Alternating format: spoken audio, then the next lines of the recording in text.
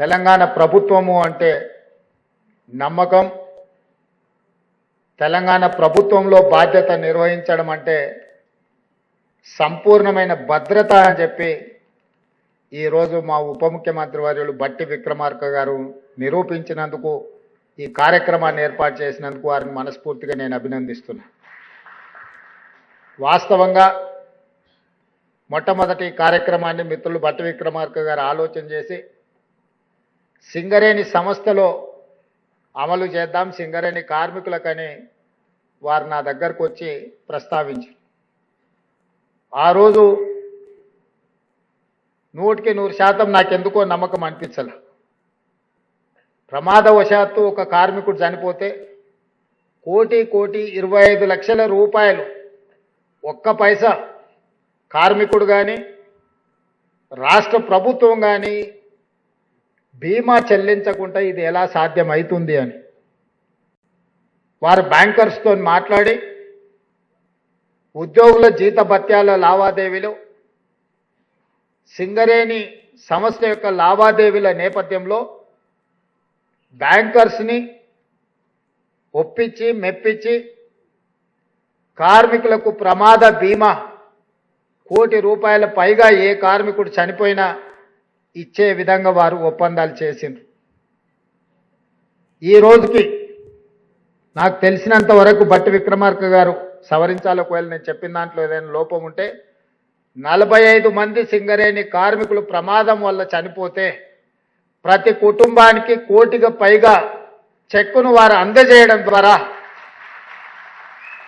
కుటుంబాలు పెద్దలుగా కుటుంబాన్ని ఆదుకోవడంలో ముందుండే కార్మికుడు చనిపోయినప్పుడు విలువైన ప్రాణాన్ని ఆ సంస్థ తెచ్చివ్వలేకపోవచ్చు. ఆ విలువైన ప్రాణాన్ని ఆ సంస్థ అధిపతిగా ఉన్న ఈ రాష్ట్ర ప్రభుత్వము తిరిగి తెచ్చివ్వలేకపోవచ్చు. కానీ ఆ కుటుంబ యజమానిగా, కుటుంబంలో అత్యంత బాధ్యత వహిస్తున్న వారి యొక్క బరువును ఊహించని విధంగా చదువుకునే పిల్లలు కావచ్చు, వయసు పైబడిన తల్లిదండ్రులు కావచ్చు, వయసుకు ఎదిగిన ఆడపిల్లలు కావచ్చు, ఒక్కసారిగా వాళ్ళ ఆదరణ కోల్పోయినప్పుడు ఎంత ఆందోళనకరమైన పరిస్థితులు, ఎంత బాధకరమైన సందర్భమో మనం అందరికీ తెలుసు. 90% ఇక్కడికి వచ్చిన మా ఉద్యోగ ప్రతినిధులు మధ్యతరగతి వాళ్ళమే, నాతో సహా. మధ్యతరగతిలో బయటపడి సమస్య చెప్పుకోలేము, సమస్య ఉంటే ఉన్నది ఎవడేమన్నా అనుకొని బరితెగించి వీధుల్లో తిరిగే సాహసము మనం చేయలేం. చెప్పుకోలేని బాధ, తీర్చలేని సమస్య ఉన్నప్పుడు దుఃఖంతో కుమిలిపోవడము, కష్టాలలో ఉన్న కుటుంబానికి ఒక విశ్వాసం కల్పించాల్సిన మనమే ధైర్యాన్ని కోల్పోయినప్పుడు ఆ కుటుంబం మొత్తం కుప్పగూలిపోయే పరిస్థితి ఉంటుంది. కానీ ఏ సంస్థకైతే, ఏ సంస్థ కోసం రెక్కలు ముక్కలు చేసుకొని పనిచేస్తున్న ఆ కార్మికుడు కానీ, ఆ ఉద్యోగి కానీ ఊహించని ప్రమాదంలో చనిపోయినప్పుడు ఆ సంస్థ కోటి పైగా ఆర్థికంగా అండగా నిలబడితే 100% ఆ కుటుంబం మనోధైర్యంతో బ్రతకడానికి, సమాజంలో తలెత్తుకొని నిలబడడానికి, బతికున్నప్పుడు పలకరించే వాళ్ళు, బతికున్నప్పుడున్న బంధుత్వాలు మనం చితికిపోయినప్పుడు, లేకపోతే మన మీద చితి పేర్చినప్పుడు ఎక్కువ కాలం ఏవి నిలబడవు. సానుభూతి చూపించే వాళ్ళు ఉండొచ్చు, మన పట్ల సానుకూలత చూపించే వాళ్ళు ఉండొచ్చు, కానీ మన సమస్యలకు ఆర్థికంగా సహాయం చేసేవాళ్ళు చాలా అరుదు. అందుకే యజమాని ఆ బాధ్యత తీసుకోవాలి. ఇక్కడ యజమాని అనంటే సింగరేణి కార్మికులకు సింగరేణి సంస్థ, విద్యుత్ కార్మికులకు విద్యుత్ సంస్థ, రోడ్డు రవాణా కార్మికులకు రోడ్డు రవాణా సంస్థ, మీ అందరికీ రాష్ట్ర ప్రభుత్వమే యజమాని. ఆ యజమాని మీకు నమ్మకం, విశ్వాసం కల్పించడమే కాకుండా మీకు భద్రత కల్పించే బాధ్యత కూడా ఆ యజమానిదే. ఆ యజమానే తెలంగాణ రాష్ట్ర ప్రభుత్వం. మేము కాదు, నేను బట్టి విక్రమార్క గారు, గడ్డం వివేక్ గారు, లేకపోతే పొంగులేటి శ్రీనివాసరెడ్డి గారు, మిత్రులు పొన్నం ప్రభాకర్ గారు, మేము కాదు యజమానులు. మేము కూడా ప్రజలెన్నుకుల సేవకులమే. ఒక రకమైన బాధ్యత మీకిస్తే ఇంకొక రకమైన బాధ్యతను మాకిచ్చారు. మనందరి యజమానులు ప్రజలే, ప్రజలెన్నుకున్న ప్రభుత్వాలే మీకు మాకు యజమానులు. ఆ యజమానే మనకు భద్రత కల్పించాలన్న ఆలోచన చేసి సింగరేణి సంస్థలో సాధ్యమైన ₹1 కోటి, కోటి పైబడి ఉన్న ప్రమాద బీమా భద్రత రాష్ట్రంలో బాధ్యత నిర్వహిస్తున్న ప్రతి ఉద్యోగికి అందించాలి అని మా మిత్రులు బట్టి గారితో నేనే ప్రస్తావించడం జరిగింది. అక్కడ సాధ్యమైనప్పుడు ఇక్కడ ఎట్లా సాధ్యం కాదు, సాధ్యం అవ్వడానికి అవకాశం ఉంది. బ్యాంకర్స్ని అందరినీ కూడా మీరు పిలిచి సమావేశం పెట్టండి, వాళ్ళతో చర్చించండి, వాళ్ళని ఒప్పించండి.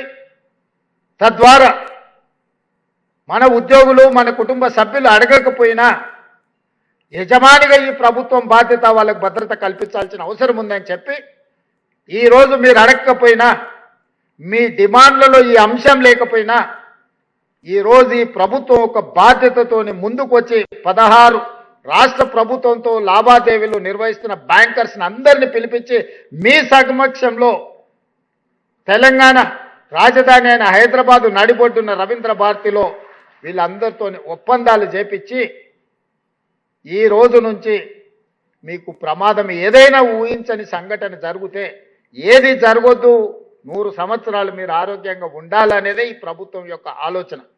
ప్రత్యక్షంగా పరోక్షంగా ఈ ప్రభుత్వానికి మీరు సేవలు అందించాలి, ఈ ప్రభుత్వం యొక్క ప్రతిష్ట మీరు పెంచాలనేదే మా ప్రభుత్వం యొక్క భావన. అనుకోని దురదృష్టకర సంఘటన జరిగినప్పుడు మిమ్మల్ని ఆదుకోవాలన్న ఆలోచనతోనే ఈరోజు ఇంత మంచి కార్యక్రమాన్ని మా మిత్రులు బట్టి విక్రమార్క గారు ఏర్పాటు చేసిండ్రు. పెద్ద ఎత్తున మీరు చప్పట్లతోని వారిని అభినందించండి.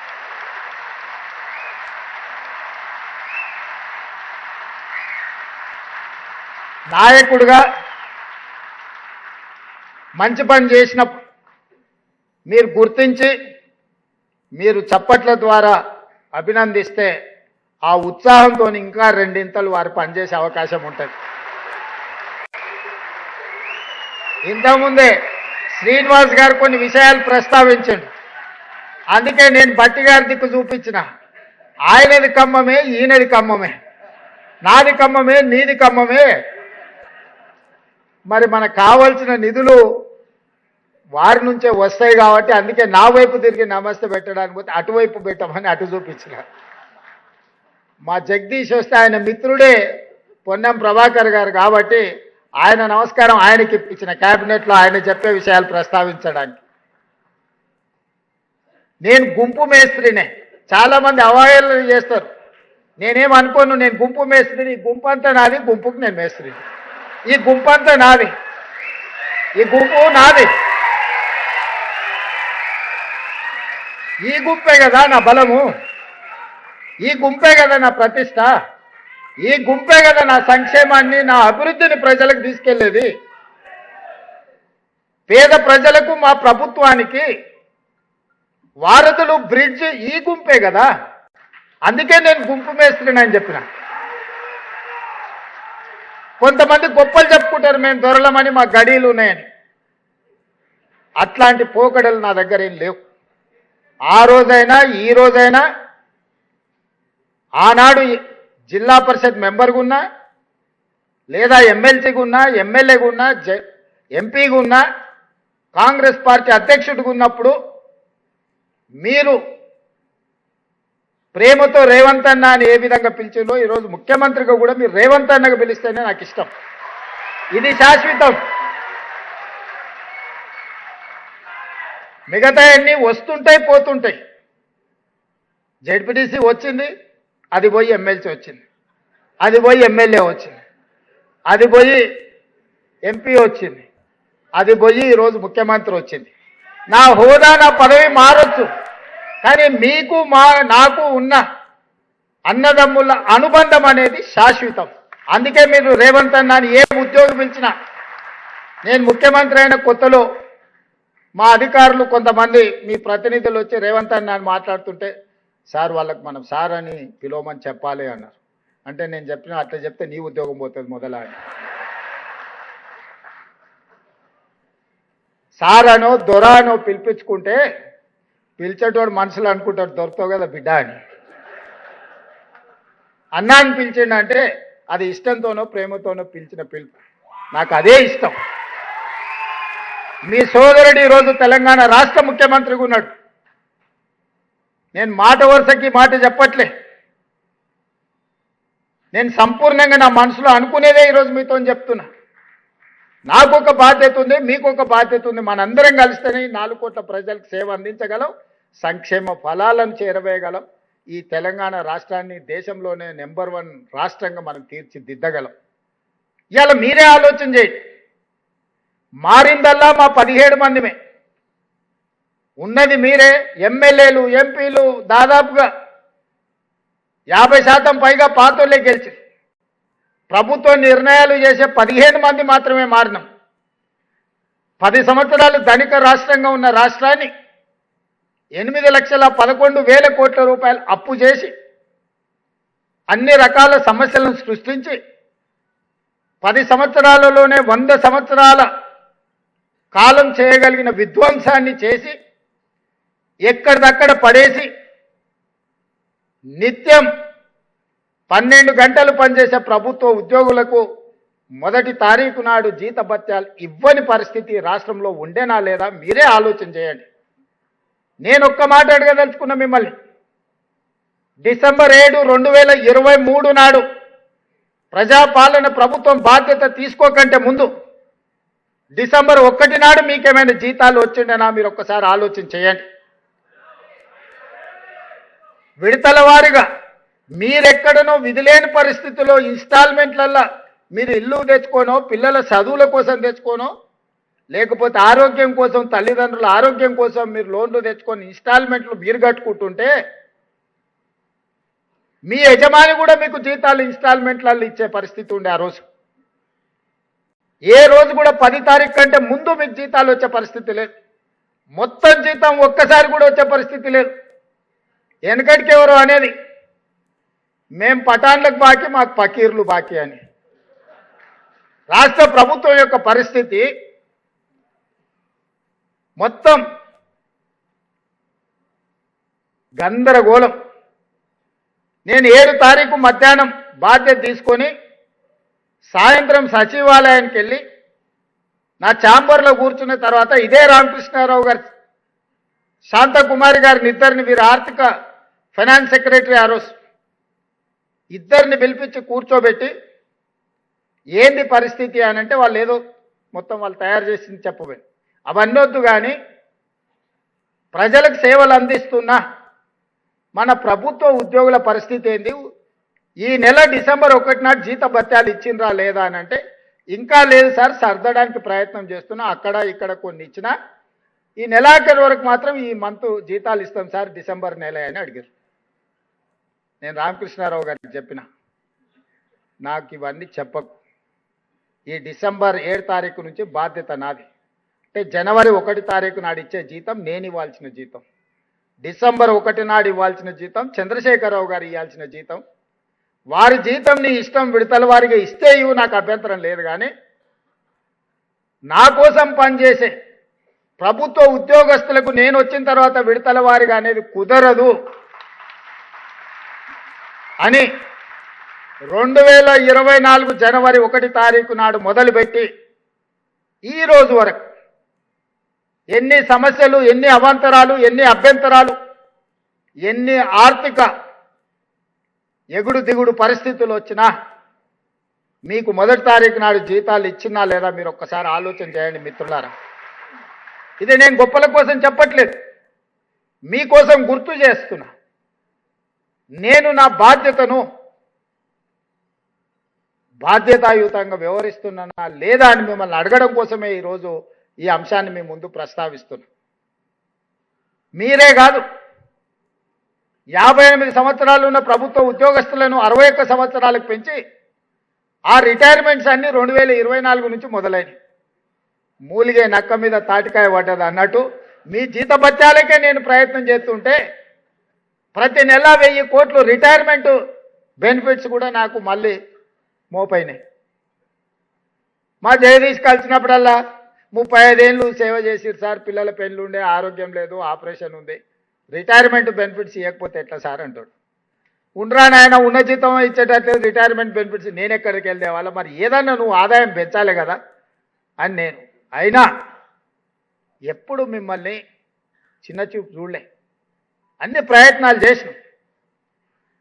కొద్దిగా నెలకు 200, 300 నుంచి 500 నుంచి 750 కోట్లు ప్రతి నెల మీ రిటైర్మెంట్ బెనిఫిట్స్ లెక్క కట్టించినా సరిపోతలేవంటే మన ఒక రోజు చర్చలు వచ్చినప్పుడు ఇక ఏమన్నా కానీ నాయన 100 రోజుల్లో 6000 కోట్లు ఇస్తా అని చెప్పిన. మొదటి విడత 2000 కోట్లు ఇచ్చినా లేదా మీ జేఏసీ నాయకులని చెప్పమని ఈరోజు చెప్పిన మాట మీద ఉన్నదా లేదా ఈ ప్రభుత్వం?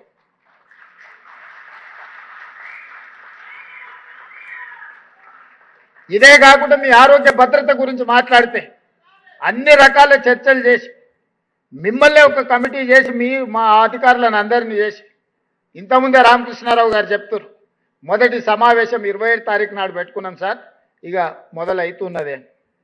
ఏదన్నా చిన్న అవాంతరాలు వచ్చినా మీరు సూచన చేయండి. మా ఇంటెన్షన్స్ రాంగ్ లేవు, మా ఉద్దేశాలలో తేడా లేదు. అమలు చేసే క్రమంలో ఏదైనా సమస్య వచ్చినప్పుడు కూర్చొని చర్చించుకొని పరిష్కరించుకుందాం. మీరు వేరు నేను వేరు అన్న భావన నేను లేను. కొన్నిసార్లు నాకు కూడా తట్టకపోవచ్చు, కొన్నిసార్లు ఈ అంశాన్ని ఏ విధంగా పరిష్కరించుకోవాలనో బాధితులుగా మీకెక్కువ అనుభవం ఉండొచ్చు. మీ అనుభవాన్ని ప్రభుత్వంతో పంచుకుంటే ఆ సమస్యని తక్షణమే పరిష్కరించే బాధ్యత ఈ ప్రభుత్వం తీసుకుంటుంది. ఈరోజు మీ ఆరోగ్య భద్రత కావచ్చు, మీ రిటైర్మెంట్ బెనిఫిట్స్ కావచ్చు, మీ శాలరీస్ కావచ్చు, ప్రమాదవశాత్తు ఏదైనా జరిగితే, జరగరాని దురదృష్టకర సంఘటన జరిగినప్పుడు ఈ ప్రభుత్వమే ఒక కుటుంబ పెద్దగా వ్యవహరించి మీ కుటుంబాన్ని ఆదుకునే మంచి ఆలోచనతోని ఈరోజు ఈ కార్యక్రమాలన్నీ కూడా తీసుకొని ముందుకు వస్తున్నాం. ఇక ఇవన్నీ చేస్తూనే మళ్ళీ అవ్వంగానే మా ముజేబో లేకపోతే శ్రీనివాసో లేకపోతే జగదీశో పోయేటప్పుడు చెప్తాడు, అన్నగా పిఆర్సీ ఉండే మళ్ళీ గాదాని సంగతి ఏంటి, గ్యారెంటీగా పోయేటప్పుడు అంటాడని నాకు నమ్మకం ఉన్నది. తప్పకుండా మా ఉప ముఖ్యమంత్రి గారికి నేను సూచన చేస్తున్నా, దానికి సంబంధించి కూడా మనం ఇచ్చిన మాట ప్రకారం ఆ మాట నిలబెట్టుకోవడానికి మనం ఖచ్చితమైన ప్రయత్నం చెయ్యాలి. వాళ్ళ విశ్వాసాన్ని మనం నిలబెట్టుకోవాలి.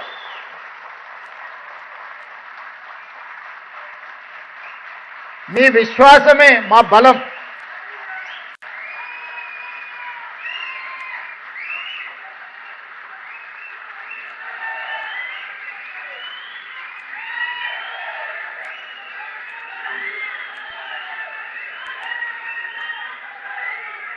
మిత్రులారా, నా ఇంకొక విజ్ఞప్తి,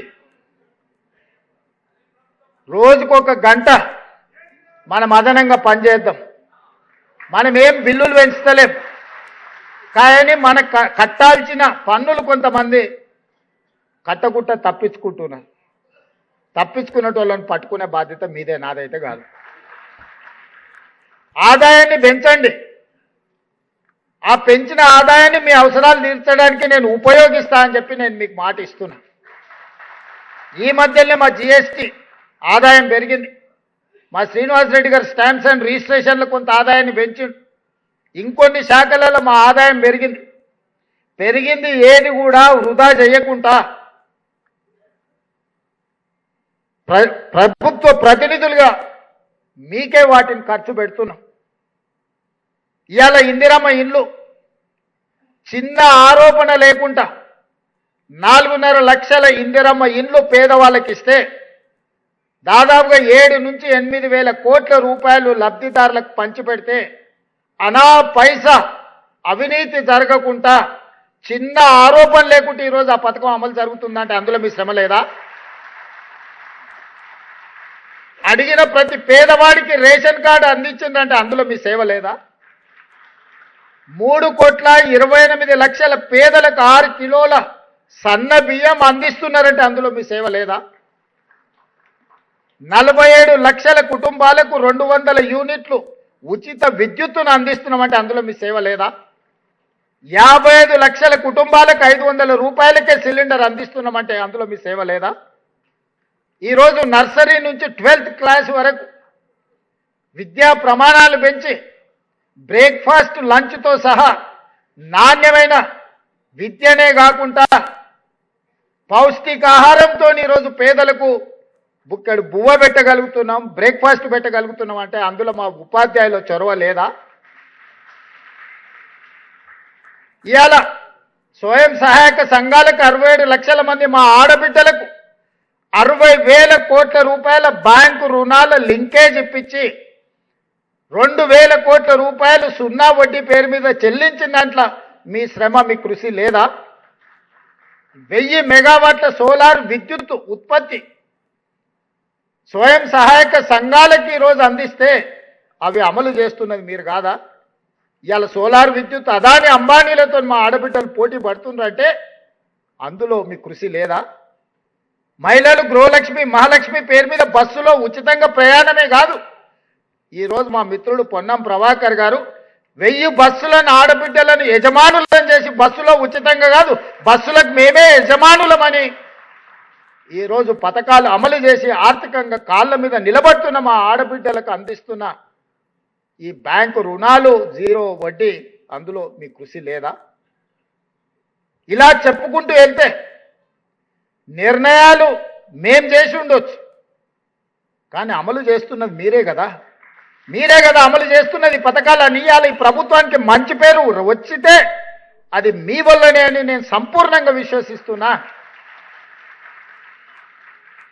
తిరిగి రెండోసారి మళ్ళీ ఇక్కడ నిలబడి మీకు ఒకవేళ సేవలు అందించాల్సిన పరిస్థితి వస్తుందని నేను విశ్వసిస్తున్నా. దానికి కూడా మీరే వారధులు, మీరే సారథులు.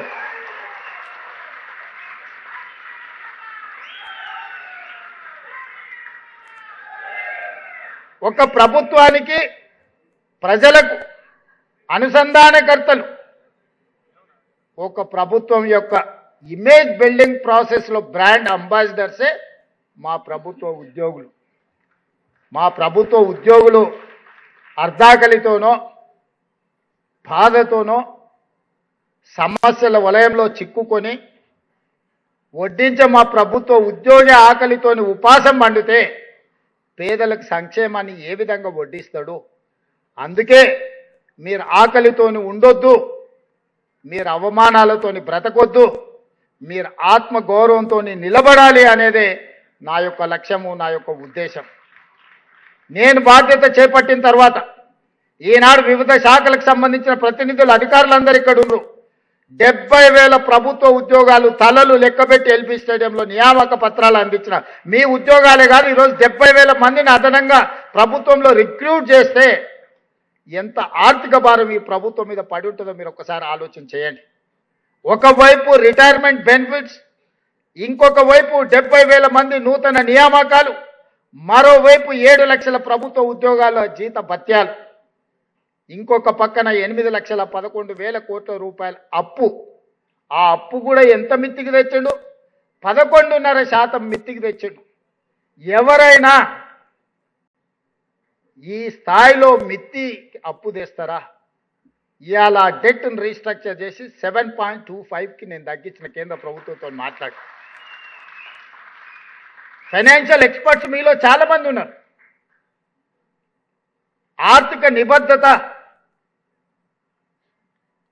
ఆర్థికపరమైన అంశాలలో ముందు జాగ్రత్త, ముందు చూపు, అనాలోచితమైన చర్యల వల్ల 11.50 కొన్ని లోన్లు అయితే 11.90 రేట్కి వడ్డీలకు తీసుకొచ్చి ఈ ప్రభుత్వం మీద భారం మోపితే పదే పదే ఢిల్లీకి వెళ్ళి అధికారులను మంత్రులను కలిసి డెట్ రీస్ట్రక్చర్ చేయించి తక్కువ కాలం ఎక్కువ మిత్తితో ఉన్న అప్పులను ఎక్కువ కాలం తక్కువ మిత్తితోని మార్చి ఈరోజు ఆర్థిక వెసులుబాటు కల్పించడానికి సంపూర్ణమైన ప్రయత్నం చేస్తున్నాం. కొద్ది కొద్దిగా మనం తెచ్చుకోగలుగుతున్నాం. ఇవాళ పనులు కూడా మెట్రో రైలు గురించి వివాదం మీరు చూసి ఉండొచ్చు. కష్టపడుతూ ఒక కొలిక్కి ఒకనాడు ఢిల్లీ తర్వాత హైదరాబాద్ 2వ స్థానంలో ఉండే ఇవాళ 9వ స్థానానికి పడిపోయింది. కారణం ఎవరు? రీజనల్ రింగ్ రోడ్ 6-7 ఏళ్ల నుంచి నానుతూ వస్తుంది. మూసీ నది ప్రక్షాళన హైదరాబాద్ నగరంలో ఉండే వాళ్ళే కాదు, నల్గొండ జిల్లా బిడ్డలను అడగండి అది ఎంత అత్యవసరం. గుజరాత్లో సబర్మతి రివర్ ఫ్రంట్ కడతారు, ఉత్తరప్రదేశ్లో గంగానది రివర్ ఫ్రంట్ కడతారు, ఢిల్లీలో యమునా నది రివర్ ఫ్రంట్ కడతారు, తెలంగాణ హైదరాబాదులో మూసీ రివర్ ఫ్రంట్ కడతామంటే వద్దే వద్దని అంటారు. ఏంటి దీని కారణం నేను అడుగుతున్నా. ప్రపంచంలో ముఖ్యంగా భారతదేశంలో ఆడబిడ్డల పేర్లు గంగా నది పేరు, యమునా నది పేరు, సరస్వతి పేరు, కృష్ణ పేరు, కావేరి పేరు మీద పిల్లల పేర్లు పెట్టుకుంటారు ఆడబిడ్డల పేరు. ఏ తల్లిదండ్రులైనా మూసీ నది పేరు ఎప్పుడైనా పెట్టుకున్నారా? ఎందుకు పెట్టుకోవట్లేదు? ఆ నదులు ఎంత గొప్పవో ఈ నది కూడా అంతే గొప్పది కదా. గంగా, కావేరి, కృష్ణ, సరస్వతి పేర్లు గొప్పగా పెట్టుకుని ఆ నదుల పేర్లు మన బిడ్డల పేర్లు పెట్టుకుంటున్నాం కదా. మన ఆడబిడ్డలకు ఆ పేర్లు పెట్టుకున్నప్పుడు మనలో ఎవ్వరం కూడా మూసీ పేరు, మూసీ నది పేరు ఎందుకు పెట్టుకోలేదు? మూసీ కాలుష్య వెదజల్లుతుంది, మూసీ అంటేనే మురికి అన్న భావన కల్పించడం వల్లనే కదా. అందుకే కదా మూసీ నది పేరు పెట్టుకోలేదు. అందుకే ఈనాడు కాలుష్యం అయిపోయిన మురికిని వెదజల్లి నల్గొండ జిల్లా బిడ్డల ప్రాణాలు తీస్తున్న మూసీని ప్రక్షాళన చేసి కట్టాలని నేనంటే నా కాళ్ళలో కట్టె పెట్టాలని కొంతమంది తిరుగుతా ఉన్నాం. ఔటర్ రింగ్ రోడ్ ఆర్థిక వ్యవస్థను మార్చింది. రీజనల్ రింగ్ రోడ్ వేసుకుంటే తప్ప మెట్రో విస్తరించుకుంటే మీకే కాదు ఉపయోగపడేది. మెట్రోలో నేను పట్టిగారో లేకపోతే ఫామ్ హౌస్లు ఉండే పెద్ద ఆయనో ఎక్కడు కదా. ఫామ్ హౌస్లో ఉన్నాయని మెట్రో ఎక్కడు కదా. ఆయన పిల్లలు విమానాలు ఎక్కి లండన్లు పోతారు, ప్రత్యేక విమానాల్లో సొంత విమానాలు బేగంపేట నుంచి విదేశాలకు పోతారు, కానీ మెట్రో ఎక్కరు కదా. మెట్రో ఎవరు ఎక్కుతారు? మన మధ్యతరగతి వాళ్ళం ఎక్కుతాం, మన ప్రభుత్వ ఉద్యోగులు ఎక్కుతారు. నగరం విస్తరించింది, మెట్రోను కూడా విస్తరించుకోవాలి. దేశంలో మొదటి స్థానానికి మెట్రో తీసుకురావాలని నేను ప్రయత్నం చేస్తే వద్దే వద్దు. ఈ వద్దనేది ఏందిరా నాయన? 10 ఏళ్ళు మేము నువ్వు చెయ్యి అని మేము తిరిగినాం. నువ్వు మూసి ప్రక్షాళన చేయమని మా బట్టిగారు అసెంబ్లీలో కొట్లాడి, మెట్రో విస్తరించమని మా బట్టిగారు కొట్లాడి, భారత్ ఫ్యూచర్ సిటీ కట్టమని మా బట్టిగారు కొట్లాడి, నదుల ప్రక్షాళన చేయమని మా బట్టిగారు కొట్లాడి, పాఠశాలల్ని ప్రక్షాళన చేసి నర్సరీ నుంచి మంచి విద్యను తీసుకురామన్నాడు. మా మధుకి ఇన్నే ఉన్నాడు. ఇంటర్మీడియట్ బోర్డులో ఆయన పిల్లలు చచ్చిపోతే ఆయన మాట్లాడిండని ఆయన జైలుకు తోలేడు. గ్లోబరీనా సంస్థ ఎవరిదే? వాళ్ళదే కదా. అది తప్పు. పిల్లల జీవితాలతో చెలగాట మాటింది. 25 మంది పిల్లల ప్రాణాలు పోయినాయని మీ ఉద్యోగం కూడా మాట్లాడితే చెంచల్గూడలో చెల్లపల్లిలో నాలాకటే ఆయన కూడా జైల్లో భోజనం తినాల్సిన పరిస్థితి. ఇవాళ వాడే తాడు పామై ఈరోజు దేశంలో నీట్ పరీక్షలు, దేశంలో ఉండే లక్షలాది మంది పిల్లల జీవితాలతో చెలగాట మాడింది అదే గ్లోబరీనా కదా. ఆ రోజే వాడిని 2 దెబ్బలేసి చెంచల్గూడలో చిప్పకూడు పెట్టించినట్టు ఇవాళ దేశంలో పిల్లల జీవితాలతో చెలగాట మాడుతుండేనా? ఎన్నడన్నా వాడిని శిక్షించాలని వాళ్ళు ఆలోచన చేసిండ్రా?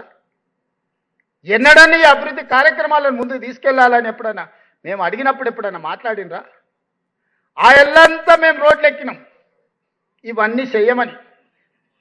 ఇవాళ కూడా వాళ్ళు రోడ్లు ఎక్కుతారు. ఇవి ఏవి చేయొద్దు, ఇది ఇట్లనే ఉండాలి, తెలంగాణ సర్వనాశనం అయిపోవాలి, మాకు లేకపోతే మీకు ఉండొద్దు, మాకు లేనిది మీకెందుకు ఉండాలి, మా కోట్లేని తెలంగాణ ప్రజలు ఉంటేంది పోతేంది సర్వనాశనం అయిపోతేందని తండ్రి కొడుకు అల్లుడు గద్దల్లాగా ఊరి మీద పడి తిరుగుతారు.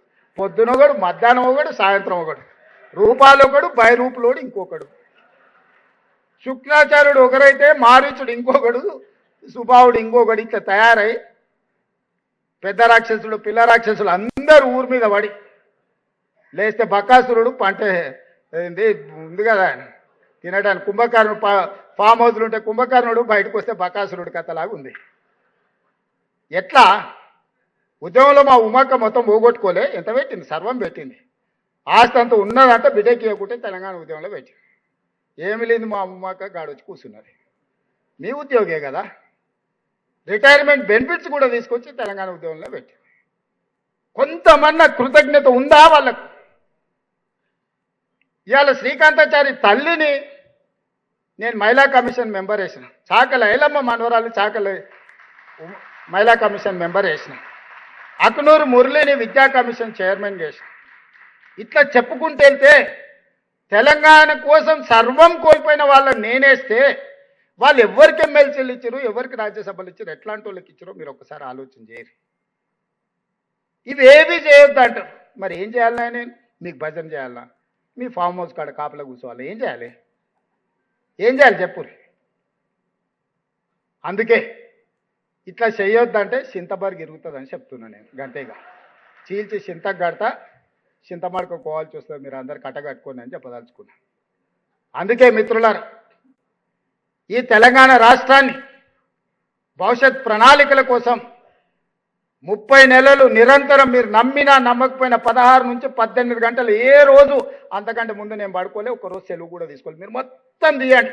డిసెంబర్ 7, 2023 నుంచి ఈనాటి వరకు మీ సోదరుడు ఒక్క రోజైన సెలవు తీసుకున్నాడా లెక్క కట్టి చూడండి, గంటలు కూడా లెక్క పెట్టండి. ఇప్పుడు ప్రణాళికలు ఒక కొలిక్కి వచ్చినాయి. అది మూసీ కావచ్చు, అది మెట్రో కావచ్చు, అది రీజనల్ రింగ్ రోడ్ కావచ్చు, అది భారత్ ఫ్యూచర్ సిటీ కావచ్చు.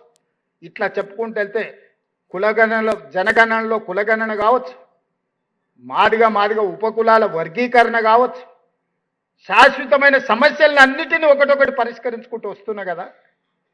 వయసులో చిన్నవాడినైనా మీ అందరి అనుభవాన్ని తీసుకొని ముందుకు వెళ్తున్నా కదా. నాకు తెలియదు అడిగి తెలుసుకుంటున్నా కదా.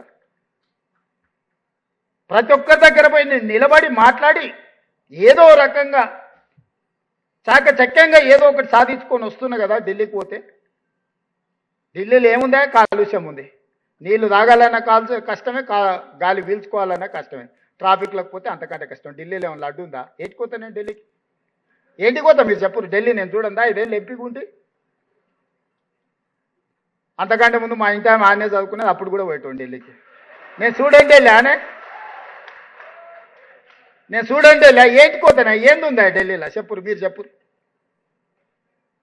వాని వీని అందరిని అడుక్కొని ఎట్లో అట్లా చేసి దీన్ని దారిలో పెట్టి ఈ అప్పుల బాధ నుంచి బయటికి తెచ్చి, నిన్ననే మా బట్టి గారు చెప్పారు, సంవత్సరానికి మీరు చేసిన అప్పులకు తప్పులకు ప్రతి సంవత్సరం 76,000 కోట్ల రూపాయల పాయమాలు కడుతున్నాం అని నిన్ననే మా ఆర్థిక మంత్రి చెప్పిండు. 30 నెలల్లో దాదాపు 2 లక్షల కోట్లు ఆయన పెట్టిన రావణ కాష్టానికి ఈరోజు మనం అందరం బలవుతున్నాం, మనం ఖర్చు పెడుతున్నాం. ఇవాళ ప్రతి రూపాయి రిజర్వ్ బ్యాంకు నుంచే వాళ్ళు చేసిన అప్పుకు కట్టిన తర్వాత మిగిలినవి మన దగ్గరకు వస్తున్నాయి.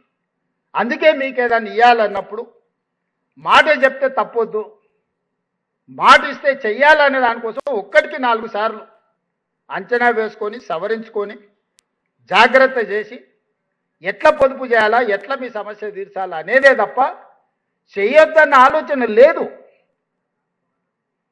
మీకు చేయకుండా ఉంటే నేను ఏంటికి తీసుకెళ్తా? నేనేం చేసుకుంటా? మీరు చెప్పండి. నా జీవన విధానంలో ఏమైనా మార్పు వచ్చిందా? నా లైఫ్ స్టైల్ ఏమైనా చేంజ్ అయిందా? మీరు చూస్తున్నారు కదా, ఆనాటి నుంచి ఈనాటి వరకు జడిపి తీసుకున్నప్పటి నుంచి చూసింది కదా నన్ను. ఈరోజు ముఖ్యమంత్రి అయినా ఏ రోజన్నా నా నడకలో కానీ, నా నడతలో కానీ, నా వ్యవహార శైలిలో కానీ, నా జీవన విధానంలో కానీ ఏమైనా మార్పు వచ్చిందా? బాధ్యత మాత్రమే పెరుగుతూ వచ్చింది. 17 సంవత్సరాలల్లా జిల్లా పరిషత్ మెంబర్ నుంచి తెలంగాణ రాష్ట్ర ముఖ్యమంత్రి వరకు ప్రజలు నాకు అవకాశం ఇచ్చారు. అది గొప్ప బాధ్యత. నిద్రపోయినా కూడా నేను మర్చిపోను. ఆ బాధ్యతను గుర్తు చేసుకుంటే నిద్రపోతా, ఆ బాధ్యతను గుర్తు చేసుకుంటే నిద్రలేస్తానే. అందుకే ఈరోజు మనం పని చేస్తున్నాం, కష్టపడుతున్నాం. సహకరించండి మిత్రులారా. రోజుకో గంట ఎక్స్ట్రా పని చేద్దాం, ఆదాయాన్ని పెంచుదాం. ఎక్కడెక్కడైతే అక్రమార్కులు ఉన్నారో వాళ్ళని నియంత్రిద్దాం. ఆనాడు వాళ్ళ హయంలో ఏ విధంగా అయితే అక్రమార్కులను పెంచి పోషించిండ్రో ఈరోజు ఆ అక్రమార్కులను కట్టడి చేస్తే ఆదాయం పెరుగుద్ది.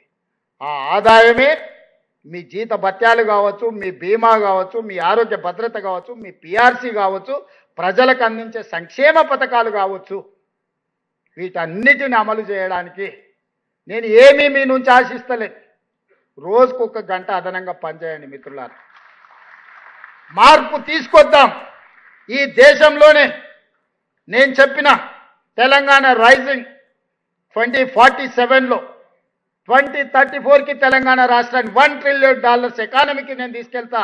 అక్కడి నుంచి 2047 100 సంవత్సరాలు స్వతంత్ర ఉత్సవాలు జరుపుకునేటప్పటికీ తెలంగాణ రాష్ట్రం $3 ట్రిలియన్ ఎకానమీకి వెళ్తుంది అనే ఒక భవిష్యత్ ప్రణాళికలని ఈరోజు మనం రచించుకొని ముందుకు వెళ్తున్నాం. ఇది ఆషామాషి ప్రణాళిక కాదు, ఇది భవిష్యత్తుకు దిక్సూచి. ఇవాళ దిశగా మనం అడుగులు వేస్తున్నాం, ఆ దిశగా పెట్టుబడులను ఆకర్షిస్తున్నాం, ఆ దిశగా ఇన్ఫ్రాస్ట్రక్చర్ క్రియేట్ చేస్తున్నాం, శాంతి భద్రతలను కాపాడుతున్నాం. ఇంటర్నేషనల్ స్టాండర్డ్ ఇన్ఫ్రాస్ట్రక్చర్ లేకపోయినా, శాంతి భద్రతలు 100% ఉండకపోయినా పెట్టుబడులను ఆకర్షించలేము. పెట్టుబడులు పెట్టేవాళ్ళు రారు. పెట్టుబడులు పెట్టేవాళ్ళు రాకపోతే మన పిల్లలకు ఉద్యోగ ఉపాధి అవకాశాలు రావు. ఇవాళ ఉద్యోగ ఉపాధి అవకాశాలు ఇవ్వాలన్నా, రాష్ట్రాన్ని ఆర్థిక ప్రగతి పట్టాలు ఎక్కించాలన్నా, ఈ రాష్ట్రంలో శాంతి భద్రతలను కాపాడాల్సిన బాధ్యత మన అందరి మీద ఉంది. ఈ రాష్ట్రానికి ఆదాయాన్ని పెంచాల్సిన బాధ్యత మన అందరి మీద ఉంది. ఈరోజు తెలంగాణ రైజింగ్ 2047కి దేశంలో $30 ట్రిలియన్ ఎకానమీకి భారత ప్రభుత్వం ప్రణాళికలు వేస్తే అందులో 10% కంట్రిబ్యూషన్ మనం ఇవ్వాలనుకుంటున్నాం. ఈనాడు దేశ జనాభాలో మనం 2.5% ఉంటే ఈరోజు 5% జీడిపి మనం తెలంగాణ రాష్ట్రం నుంచి ఇస్తున్నాం. రేపు ఇదే 2.5% 10% ఆర్థికంగా జీడిపిలో దేశ ఆర్థిక వ్యవస్థలో భాగస్వాములను కావాలి అని ఈరోజు అభివృద్ధి ప్రణాళికలు రచించుకొని ముందుకు వెళ్తున్నాము. ఇందుట్లో మీ సహకారం ఉండాలి. ఇది నేను ఒక్కడిని కష్టపడితే సాధ్యమయ్యే పని కాదు. మీకందరికీ ముందల నిలబడి ముందుకు తీసుకెళ్తాను. మీరందరూ నాకు అండగా నిలబడితేనే ఈ వ్యవస్థ సాధ్యమవుతుంది. ఈ దేశంలో తెలంగాణ రాష్ట్రాన్ని మనం నెంబర్ 1గా నిలబెట్టుకోగలుగుతాము. ఈ దేశంలో తెలంగాణ రాష్ట్రం నెంబర్ 1గా ఉండాలి అంటే నా ఉద్యోగ సోదరులందరూ నాకు సహకరించాలి. మనందరం కష్టపడితే 100% సాధ్యమవుతుంది. రాజకీయ వ్యవస్థలన్నీ వైఫల్యం చెందినప్పుడు మీరందరిని అడుగు బిగించినాకనే 60 సంవత్సరాల తెలంగాణ కళ సాకారమైంది. తెలంగాణనే సాధించగలిగిన మీరు ఆర్థిక వ్యవస్థను సృష్టించలేరా అని నేను అడుగుతున్నా. తెలంగాణ ఉద్యమంలో మనందరం ప్రత్యక్ష భాగస్వాములమే కదా. రాజకీయ వ్యవస్థలని తమ చేత కాదు అని కాడి కింద పడేసినప్పుడు పొలిటికల్ జేఏసీకి నాయకత్వం, మీలో ఉండే ఒక ప్రొఫెసర్ నాయకత్వం వహించి లక్షలాది ఉద్యోగులు రోడ్డు మీదకి వచ్చినాకనే కదా తెలంగాణ రాష్ట్రం వచ్చింది. కొంతమంది తమ ఖాతాలో రాసుకోవచ్చు, అధికారం వచ్చింది కదా అని రాసుకున్నదే చెల్లుతుంది, చెప్పిందే వేదంగా ఉంటుంది అని అనుకున్నారు. కానీ అట్లా అనుకున్న మహామహులం అనుకున్న వాళ్ళందరూ కూడా కాలగర్భంలో కలిసిపోయారు. మన కళ్ళ ముందల నిజామే ఉన్నాడు. నిజాం కంటే కొత్త ఉదాహరణ మనకేది అక్కర్లేదు. అందుకే ఈరోజు ప్రజలు రాసుకున్న తెలంగాణ, ప్రజల కోసం తెచ్చుకున్న తెలంగాణ, ప్రజల కోసం పనిచేస్తున్న ప్రభుత్వ ఉద్యోగులకు భద్రత కల్పించే బాధ్యత మాది. 100% నిష్పక్షపాతంగా నిస్సందేహంగా ఈ ప్రభుత్వం మీకోసం ఉంటుంది అని మీ అందరికి తెలియజేస్తూ మీ దగ్గర సెలవు తీసుకుంటున్న మిత్రులారా.